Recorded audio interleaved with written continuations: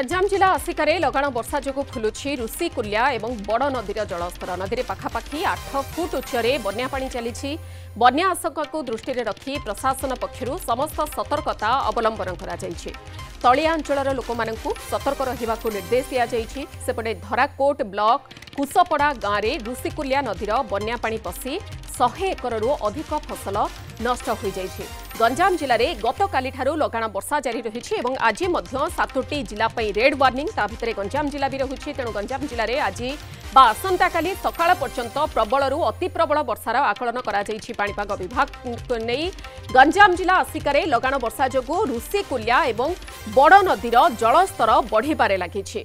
नदी रे पाखापाखि 8 फुट उच्चरे पानी प्रवाहित हेउछि आउ बन्या आशंका गोटे प्रकार सृष्टि होइछि। बन्या आशंका को नजर रखी प्रशासन पक्षरु समस्त सतर्कता अवलंबन करा जायछि। गोटे पटे तो वर्षा पानी मध्य विभिन्न अंचल रे प्रवेश करिछि। तलिया अंचल गुड़िकरे मध्य वर्षा पानी प्रवेश करिछि। तापरे जेतेबेले नदीर जलस्तर बढ़ी बढ़ी चलीछि तेणु गोटे प्रकार बन्या आशंका करा जाउछि। कारण आगको आहुरी प्रबल वर्षा हेबार आकलन करिछि पाणीपाग विभाग। तेणु तलिया अंचलर लोकमानंकु सतर्क रहिबाकु निर्देश देइछि प्रशासन।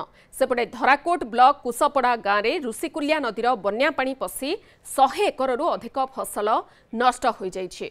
ए संपर्क में अधिक सूचना देबा पई आम सहित आसिकारु रहुछंती सहयोगी शिवराम सिंह। शिवराम कोन रहुछि अधिक तथ्य?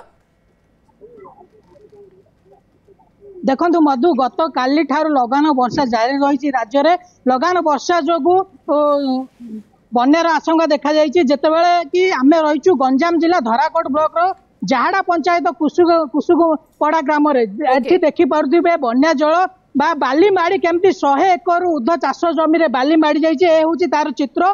पाखापाखि 100 एकरु उर्ध चाष जमी रे बाली माड़ी जायछि। जेतेबेले काली राति जेतेबेले नदी बंध भांगितिला सारा गाँ लोक राति अनिद्रा रही जी कह कथा एठी बाली माफिया माने नदी हुड़ा को काटी बाली रीति तमाम भाव बाली चोराचालन करते जहाँ फल गत काली जो लगान वर्षा होता गत काली लगान वर्षा रे नदीर हिड़ भांगिकी 100 एकरु उर्ध चाष जमी नष्ट होता। आम सहित किसी चाषी अच्छा आम सीधा सड़क कथा कौन कहे आज्ञा काली राति सारा अनिद्रा रही जितेबाला काली रातिर नदी बंध भांगिला 100 एकरु उर्ध चाष जमी रे बाली माड़ी जाइछि। केते असुविधा केते सम्मुखीन होइछन्ती गतकाली 11टा राति जो ए हुड़ा जो हाणी भांगी नहीं एटा हाणी देइथिले ए जो बाली बिल्ली जीवाला एटा हुड़ाटा हाणी देइथिला से हुड़ा बाली नहीं पकैलानी से हुड़ा एपट भांगी हमर 100 एकर जमी रे धान फसल क्षति होइछि 20 एकर जमी रे सारू फसल क्षति होइछि आ बाली पड़ जाइछि सब।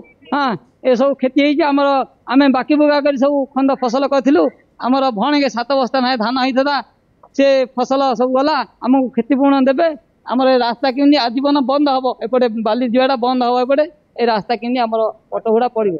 जो भाव बाली माफिया माने नदी हुड़ा काटिकी बाली चोरा चालन करते लगान वर्षा होची लगान वर्षा जल गाँ को माड़ी आसुची 100 एकरु अर्ध चाष जमी रे बाली माड़ी जीवा फल चाषी माने क्षय क्षति होती। आम सहित प्रशासन अधिकारी माने मध्य अछंती जो जेबे कि नदी बंध को एबे सुधारिबा को चेष्टा करछंती। आमे कथा हेबा कौन कहबे सर लोक माने अभियोग आनुचंती बाली चोरा चालन जोगु नदी बंध भांगी गला जितेबाला 100 एकरु उर्ध चाष जमी रे पानी माड़ी जाइछि। आज आपण माने आछंती केमती कोन समाधान करा जिवो ता मो मध्य भोर सकाळु एठिके आसीछि एठी माने नदी बंध भांगी जाइछि बाली चोरा मध्य हेछि। मो इरिगेशन वाला सहित मो कथा हेछि से माने वर्तमान घटनास्थल अछंती मेटेरियल आसी गलानी खूब शीघ्र हमर माने रिपेयर काम आरंभ हेबो एवं मोर भी आरआई अमीन सब आसी गलानी आमे खूब जल्दी एटा आकलन करिबु केते क्षति हेछि से अनुसार सरकार को नियम अनुसार आमे लोकन को क्षति दबा। सर बहुत परिमाण चाष जमी नष्ट होइछि चाषी माने केमती क्षतिपूरण पाइबे और चाष जमी जो बाली मारिछि सोजा को केमिति बाहर करा जिवो?